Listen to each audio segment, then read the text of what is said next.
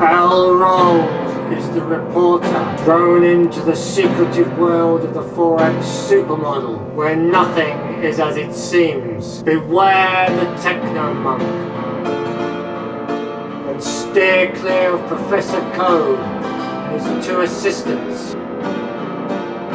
Give the senior trader a wide berth,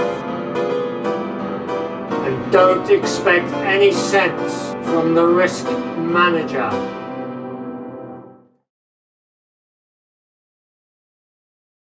Good morning, I'm Professor Code and this is the Forex Super Model daily briefing for Tuesday the 6th of the 7th, 2021. Time is 04:30, 4:30 GMT.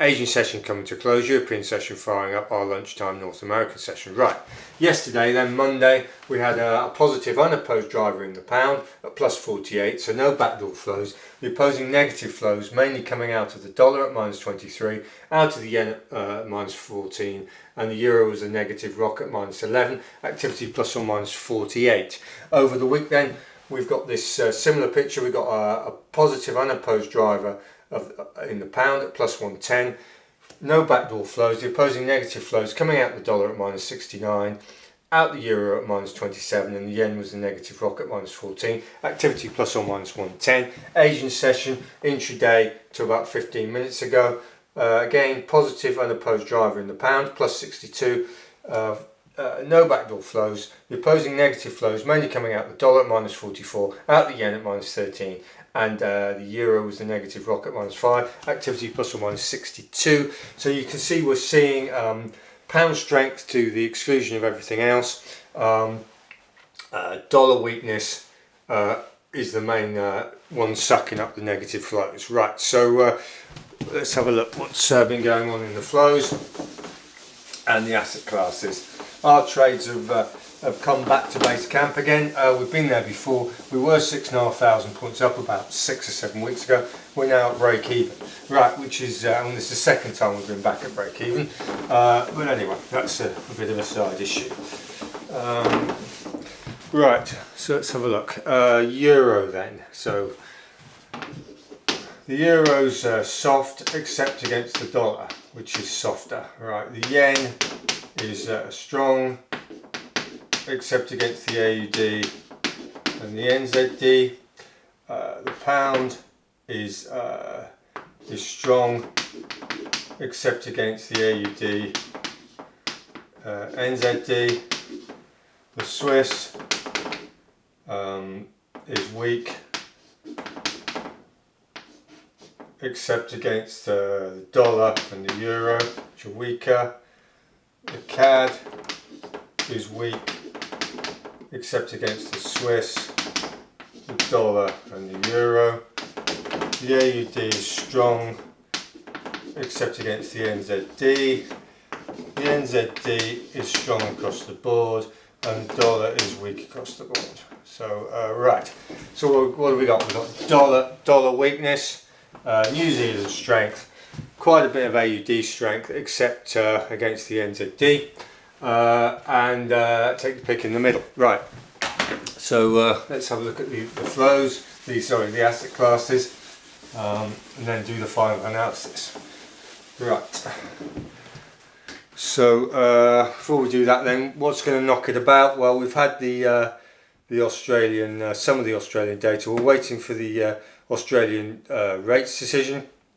We've got the Euro retail sales today, US service PMIs. Tomorrow we've got the Fed FOMC minutes, and Thursday the 8th we've got the Reserve Bank of Australia, the RBA Governor Lowe's speech, which should polish off the AUD quite nicely, and the NZD has had very strong business survey, and the Reserve Bank of New Zealand has moved its forecast for increasing the cash rate up to 2021, which is this year. So hence we've got everybody piling into the New Zealand dollar yet again.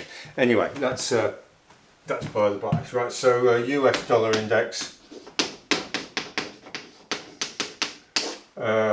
basically you've got this sort of look to it. It actually broke there and it's now back down here. It's about 0.20 from the high.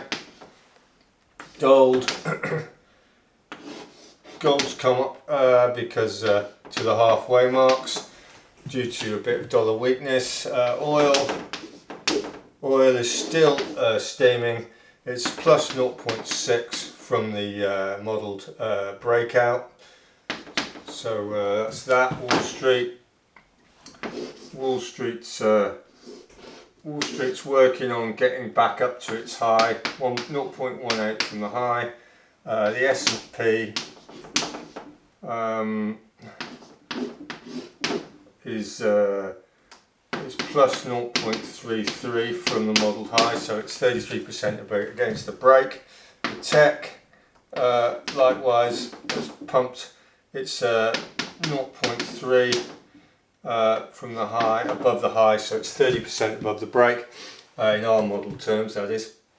US 10-year, well, what have we got? We've got this sort of chop, and it's basically 0.33 from the modelled high. That's the price. So the price has been coming up, so yields have been coming off, and now we're seeing a slight perk up in yields. The bund, which is the European equivalent, where's that? There we are. That's sort of looking like that. It's 0.33 from the high. So they've sort of come together, but in order to come together, the dollar has had to go up in price. In other words, yields have come off, even though they've come back a little bit recently. So copper has finally decided to have a go. So it's been doing this sort of stuff, and now it's broken. So looking positive for copper at the moment. US steel sort of dirging around, and it's 0.30 from the floor. So US steel is still soft. Right, so let's try and make some sense of what's going on. Like I say, our trades, basically we've had to retrace on the dollar shorts down to the minimums, and we've held the line on the New Zealand. So we're short dollar USD against the euro, the pound, the AUD, and we're short NZD against the euro, the pound, the CAD, and the AUD.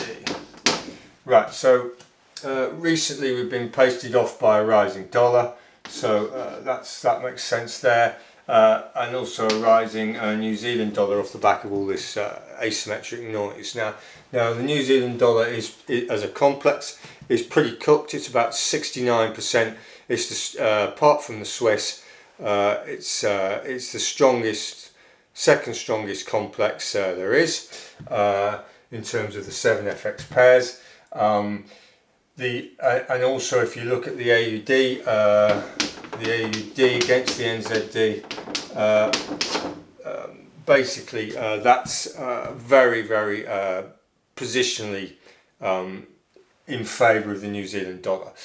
So it's pretty cooked, and we're just we're on the barbecue, and we're being smoked at the moment. But eventually, the New Zealand dollar is going to have to be given to the dog. So the New Zealand dollar is priced in pretty much. You're going to get all the latecomers come in and pump it higher, we know, but generally we're reasonably comfortable, despite the fact we've come back to break even from a 6,500 point profit. So and we've got the ammunition to make